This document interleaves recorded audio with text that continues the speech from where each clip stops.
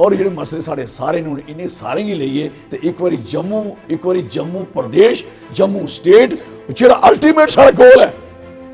ਆਖਰ ਜੰਮੂ ਸਟੇਟ ਬਣੇਗਾ ਬਰਾੜੀ ਕੱਲ ਚੇਤਾ ਰੱਖੋ ਕਰਨ ਅਨਾਉਂਸ जम्मू स्टेट अनाउंस कर मैं नहीं इलेक्शन लड़ता मैं वादा करना मैं इलेक्शन ही नहीं लड़ता जिसी मर्जी लड़ाई वोट भी पाए देंगे जम्मू स्टेट अनाउंस कर देंगे कि जम्मू प्रदेश बनाया गया मैं कोई इलेक्शन नहीं लड़ता ना टोडा ना एगड़ा और मीग लांगण मैं कोई इलेक्शन नहीं लड़ता करो क्या बीमारी है ना साढ़े बच्चे ना पब्लिक सर्विस कमीशन अलग कर दे ना साढ़े बच्चे सर्विस सिलेक्शन बोर्ड अलग कर दे मिगी सुनाओ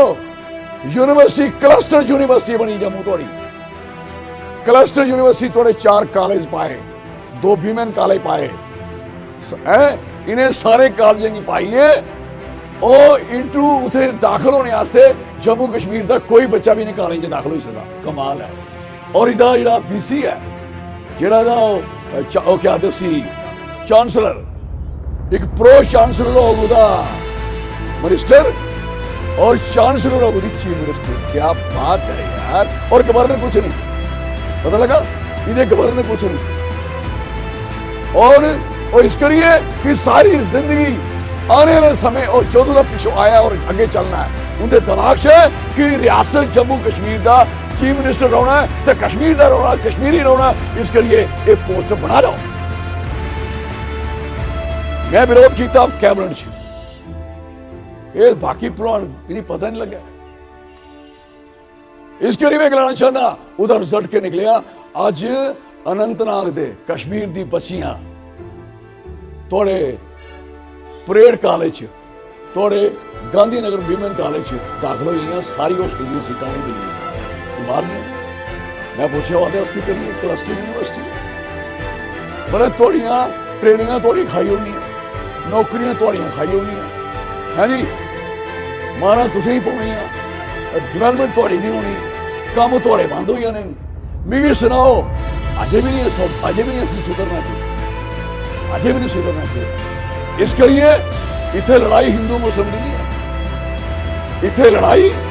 जम्मू के अधिकार की लड़ाई है जम्मू के बकार की लड़ाई है और जम्मू के हिस्से की लड़ाई है जम्मू के बच्चे के फ्यूचर की लड़ाई है जम्मू के किसान की लड़ाई है आज किसाने की देखो सारे कोई किसान की फसल पर टोल टैक्स फ्री नहीं है पता होना चाहिए जम्मू का कोई ऐसा किसान कोई ऐसी फसल नहीं है जिसका टोल फ्री है लेकिन कश्मीर का टोल फ्री है सेबे पर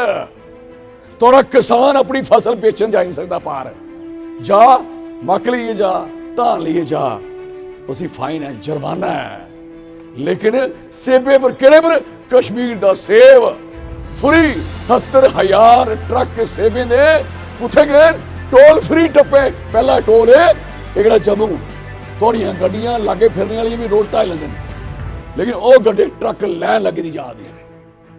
जिसले खाली आते ट्राई ते आते समान लीए तो टोल लगता जिसले उंदे वाला माल आए नो टोल थोड़ा किसान भी है नहीं ते बेरोजगार की हालत भी सुनाई ते पढ़ने वाले बच्चे की गल सुनाई ते 71% डॉक्टर MBBS करा दे कश्मीर के बच्चे मैडिकल कॉलेज जम्मू और कश्मीर के 3 मैडिकल कॉलेज के अंदर बच्चे ट्रेनिंग करा दे 99% कश्मीर के 1% सारे तुस कुत्थे हो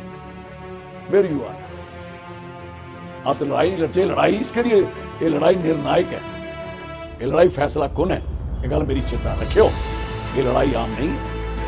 एक कोई आखेगी एकड़ा प्राइम मिनिस्टर तो कोई आखते एकड़ा प्राइम मिनिस्टर कोई आखता एकड़ा लीडर तो कोई एकड़ा लीडर ये लड़ाई जम्मू इहदे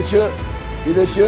जम्मू अपनी पहचान की लड़ाई है सारी आइडेंटिटी की लड़ाई है जिन्हें लोगों की आइडेंटिटी खत्म हो जाती है जिन्हें कौमें की जिन्हें इलाके की